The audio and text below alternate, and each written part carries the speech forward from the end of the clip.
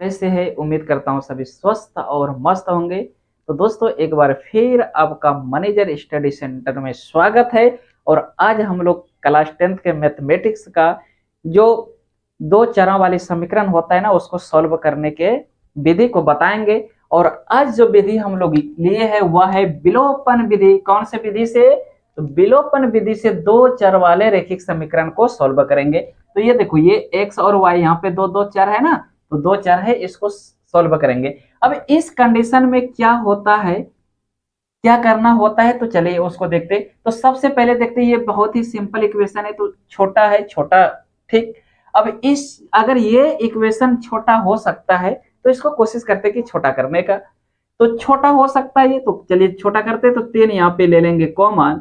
अब ये बच गया 3x माइनस वाई बराबर 9। क्योंकि दोस्तों अब कॉमन लेने तो आपको आता ही होगा।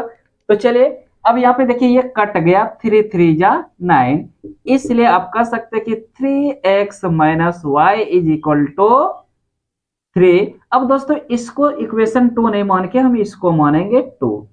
अब यहाँ पे दोस्तों जैसे 1 और 2 को सॉल्व करेंगे तो एक चीज आपको याद रखना है कि जब समान चिन्ह हो, यानी ये भी माइनस ये भी माइनस, तो समान चिन्ह हो तो हम वहां पे करेंगे सब्ट्रैक्ट, और असमान चिन्ह हो तो वहां पे हम लोग करेंगे एड यानी जोड़।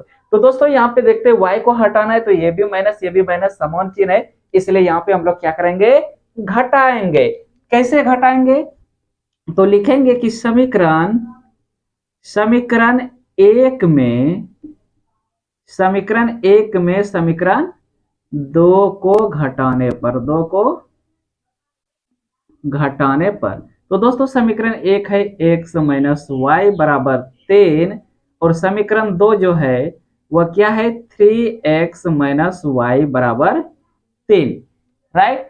तो हमको पता है कि जब यहाँ पे सब्ट्रैक्ट करते हैं तो जो माइनस है वो प्लस हो जाएगा, जो प्लस है वो माइनस हो जाएगा। तो दोस्तों ये प्लस माइनस इक्वल कट गया, 3x में x गया माइनस 2x, और ये भी माइनस, और ये प्लस माइनस ये भी कट गया, बराबर 0। तो दोस्तों x बराबर 0 को हम -2 से डिवाइड देंगे तो भी x का मान क्या आएगा, 0, राइट। x का मान आ गया 0। अब y का मान कैसे निकालेंगे? तो y का मान निकलेगा कैसे कि x का मान चाहे तो समीकरण 1 में रख दीजिए या x का मान समीकरण 2 में रख दीजिए, जहां पे भी रखेंगे तो भी y का वैल्यू आ जाएगा। तो चलिए x का मान समीकरण 1 में रखने पर, समीकरण 1 में रखने पर, तो समीकरण 1 है दोस्तों x minus y is equal to 3। अब x का वैल्यू तो आ गया 0 माइनस वाई इक्वल 3, तो 0 का क्या यहाँ पे होगा, इसलिए माइनस वाई बराबर 3। तो चर कभी भी माइनस नहीं होगा, इसलिए आप कह सकते y बराबर -3। तो x हो गया 0 और y हो गया -3। तो दोस्तों मैं उम्मीद करता हूं कि विलोपन विधि से भी अगर दो रैखिक यानी दो चरों वाले रैखिक समीकरण को सॉल्व करना है तो भी आप बहुत इजीली सॉल्व कर सकते हैं। चलिए मिलते हैं एक नए वीडियो के साथ।